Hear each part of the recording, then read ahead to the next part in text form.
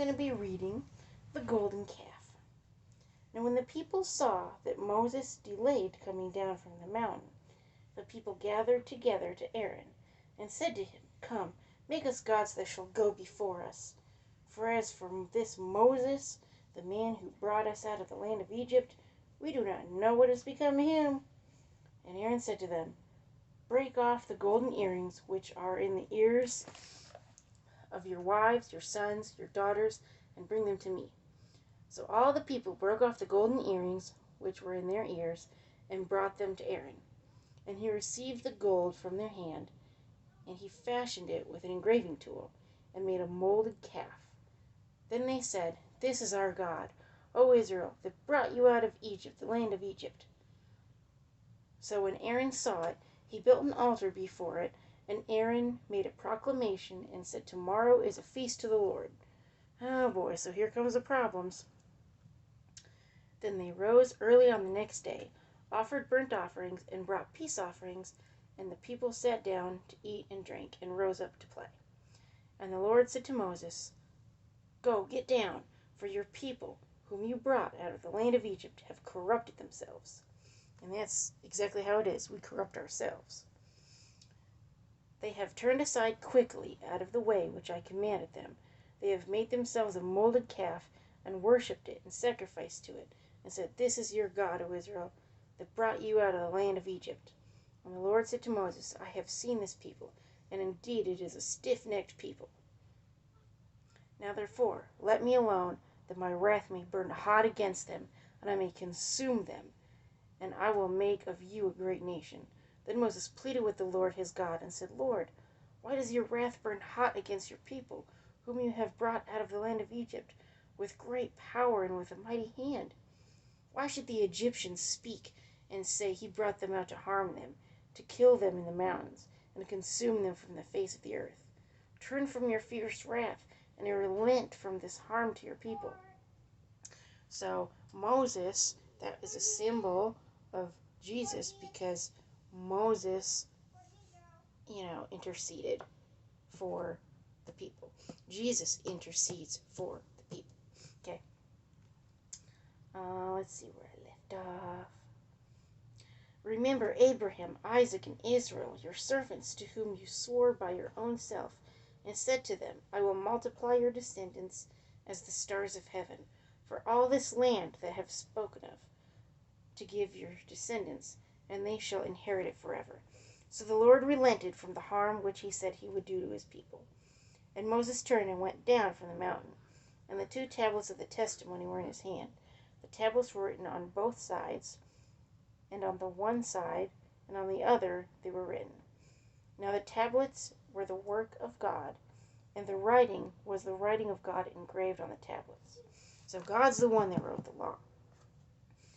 And when Joshua heard the noise of the people as they shouted, he said to them, There is a noise of war in the camp. But he said, It is not the noise of the shout of victory, nor the noise of the cry of defeat, but the sound of singing I hear. So, yeah, they are really having problems.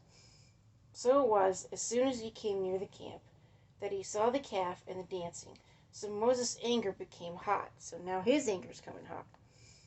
And he cast the tablets out of his hands and broke them at the foot of the mountain. So here he has these tablets.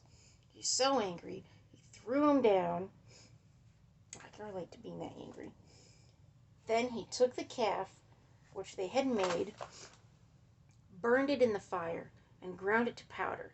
And he scattered it on the water and made the children of Israel drink it. Kind of like where they get the saying, drink, taste your own medicine. And Moses said to Aaron, What did this people do to you, that you have brought so great a sin upon them? And Aaron said, Do not let the anger of my Lord become hot. You know the people, that they are set on evil. For they said to me, Make us gods that shall go before us. As for this Moses, the man who brought us out of the land of Egypt, we do not know what has become of him. And I said to them, Whoever has any gold, let them break it off. So they gave it to me, and I cast it into the fire. And this calf came out. Like, it just poofed out. Like, no, he made it. Now when Moses saw that the people were unrestrained, for Aaron had not restrained them, and to their shame among their enemies, Then Moses stood in at the entrance of the camp and said, "Whoever is on the Lord's side, come to me." And all the sons of Levi gathered themselves together to him. That's why the priests were called the Levites. And he said to them, "Thus says the Lord God of Israel, let every man put his sword on his side, and go in and out from entrance to entrance of the camp. Let every man kill his brother, every man his companion, every man his neighbor." So it's death upon everybody that's sinning. So the son of Levi did according to the word of Moses, and about 3,000 men of the people fell that day.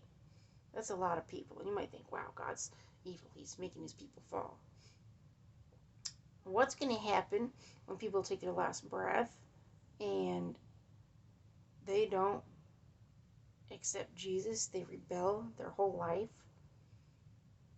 They're going to have eternal hell. It's not just, okay, you're dead for a minute. It's going to last forever.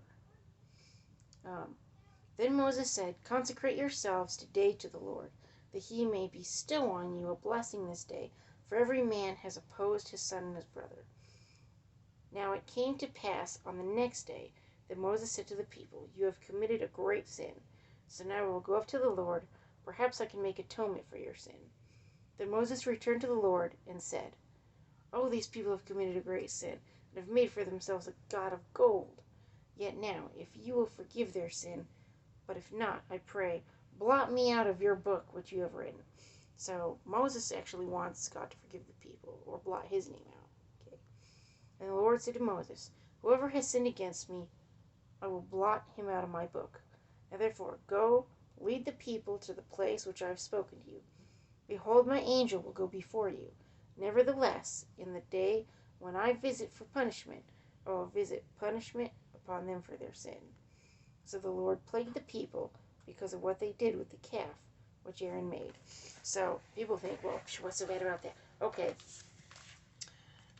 God does not tolerate sin. He does not tolerate worshiping other gods, because number one, other gods are not even real. Figment of our imagination. Okay? Not only that, but we'll get into this down the road when the devil and his angels fell. Okay, that's demons. Alright? What do you think all the other gods are from these other religions? Because a third of heaven fell. That's a lot. Very much a lot. So, but God does not tolerate stuff. Okay? So, you might think, man, God's evil, God's mean. But if God tolerated stuff, then if he just let people get by with anything and everything, and guess what? We'd have a whole nation of criminals. A whole world of criminals. Yeah, there is a lot of criminal activity in this world. But the reason it's not as bad as it could be, you might think, man, it's really bad. But, you know, if God tolerated it, Mom. then... Mom. What? I found this. It's Uncle Bill's. Oh, geez, thank you. Yeah. They were on the floor. Oh, he probably fell out of his wallet. Courtney, go lay down. Courtney, go lay down. Let me see what that is. It's Uncle Bill's cards. Yeah, I'm going to give it to him when he comes back. Uncle Bill's card? Uh-huh. Yeah. Let me go ahead and finish my video, and then I'll call Daddy and let him know, okay? Okay. And so, you might think, wow, you know, God is just woo strict. But if he tolerated stuff, it'd be worse than what it is now. So, you know, and a lot of it is, right now we're living in the time of grace. This was before the time of grace. Jesus hadn't come yet to die for everybody. So, God's like, you will obey this law. It's the only thing keeping them halfway decent. Okay? So, anyway. Continue tomorrow with more. I hope you guys have a Merry Christmas and a blessed day.